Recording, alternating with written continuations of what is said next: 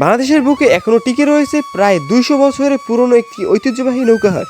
মূলত এই বাজারটি বসে দুটি বিশেষ দিনে, সপ্তাহে শনি এবং মঙ্গলবারে। এবং এই দুটি বিশেষ দিনে ক্রেতা এবং বিক্রেতারা তাদের নতুন পুরনো নৌকা নিয়ে চলে আসে হাটে। যেহেতু এই বাজারটি একটি ভাসমান বাজার, সেহেতু এখানে চা পান থেকে শুরু করে সবকিছু পাওয়া যায় ভাসমানভাবে। হাট জুড়ে বেশি দেখা মেলে প্রবীণ লোকদের, কারণ নৌকার গুণগত মান, কাঠের ধরন এবং দাম দর এই সকল বিষয়ে তাদের অভিজ্ঞতা শেষ নেই। নৌকার দাম কত? এটা ধরেন 3,000।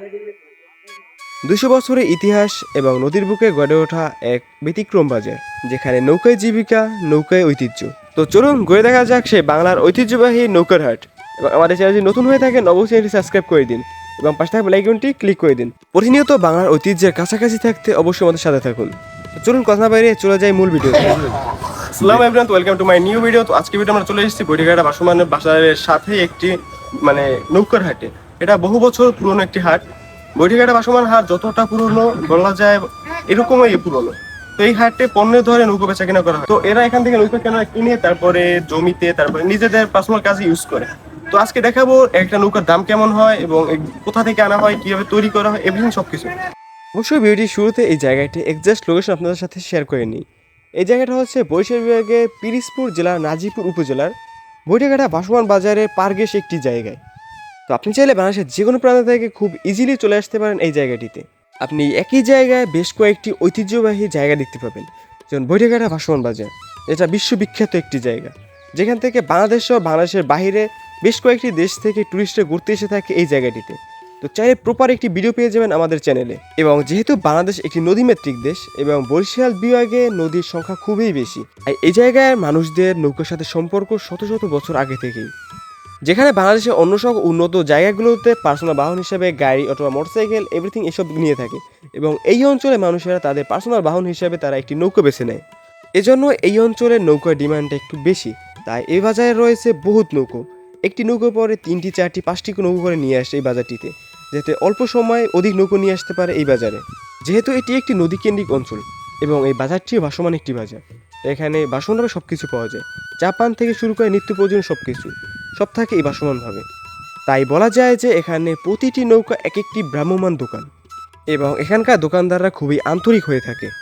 এই বাজারে ঢুকে একটি চোখে পড়ার মতো একটি বিষয় আমার চোখে পড়ল।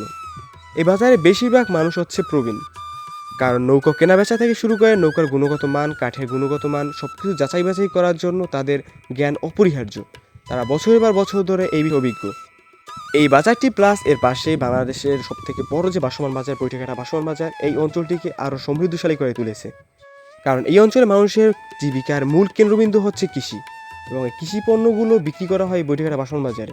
এবং এই বৈঠঘাটা ভাসমান বাজার থেকে বাংলাদেশের বেশ কয়েকটি জায়গা সহ বাংলাদেশের বাইরে এই পণ্যগুলো রপ্তানি করা হয়। তাই এই অঞ্চলের লোকেরা অনেকটাই সমৃদ্ধশালী এবং আত্মনির্ভর। তো চলুন কথা বলে আসি এই বাজারের একজন বিক্রেতা বা ব্যাপারীর সাথে। কাকা, এই হাটটি কত বছর পুরনো? অনেক পুরনো।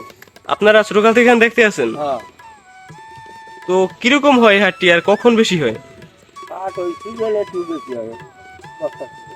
এখানে কি শুধু নতুন নৌকাই বিক্রি হয় না পুরনো নতুন সব? নতুন সব। এই নৌকার হাটটি মূলত কালক্রম বেঁধে বসে।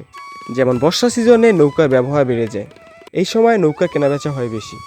যেহেতু এটি একটি নৌকো হাট, আর হাটে নতুন পুরনো সবকিছু বেচা কেনা হয়ে থাকে, তেমনইভাবে এই হাটেও নতুন পুরনো সব ধরনের নৌকা কেনাবেচা করা হয়। 15,000 হয়, একটা 5,000 হয়, 3,000, 4,000, 2,000। আপনি যে নৌকার উপর বসে আছেন এই নৌকার দাম কত? এটা ধরেন 3,000।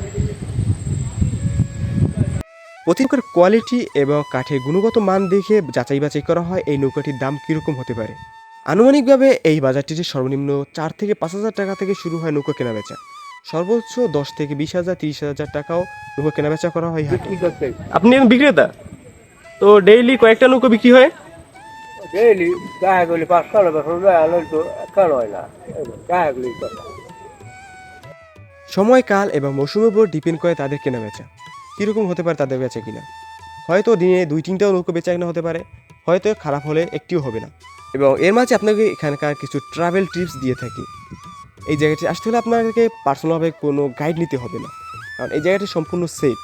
এখানকার মানুষের মন মানসিকতা অনেকটাই ভালো। তো আপনিও যদি চান বাংলাদেশে বসে কেরালায় একটি ফিল নিতে এবং একই স্পটে 3 থেকে 4টা দর্শনীয় স্থান ভ্রমণ করতে, তো আর দেরি না করে অবশ্যই কাঁধে ব্যাগটা নিয়ে বেরিয়ে পড়ুন আমাদের বৈঠকঘাটা ভাসমান বাজারের উদ্দেশ্যে। ভালো আছেন? আমরা আজকে আইছি একটু এই নৌকোটা দেখতে। তো এই আটটা এই জায়গায় কত বছর ধরে চলতে আছে? অনেক দিন, অনেক দিন। তাই আমরা ইয়াতে নৌকা বিক্রি করেন কতদিন হয়েছে? ও বহুত দিন। এবার এই ব্যবসা ধর রাখতে শুরু করছি।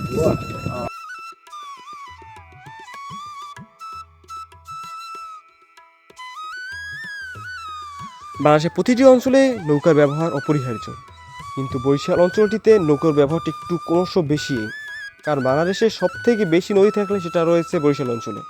এমন বেশ কয়েকটি জায়গা রয়েছে যা বাংলাদেশ ঐতিহ্যকে এখনও ধরে রেখেছে, তার ভিতরে একটি হচ্ছে বৈঠকঘাটা ভাসমান বাজার। তো এরকম নিত্য নতুন ঐতিহ্যের সাথে থাকতে আপনার কাছে কেমন লাগে, আমাদের ভিডিওটি কেমন লেগেছে সে অবশ্যই জানাতে ভুলবেন না, এবং চ্যানেল নতুন হয়ে থাকেন অবশ্যই সাবস্ক্রাইব প্লিজ এবং 5 টাকা আইকনটি ক্লিক করে যাবেন। টেক কেয়ার ভাই, আল্লাহ হাফেজ। দেখা হচ্ছে নতুন কোনো ভিডিওর সাথে। সে পর্যন্ত সুস্থ থাকুন, ভালো থাকুন, আল্লাহ হাফেজ।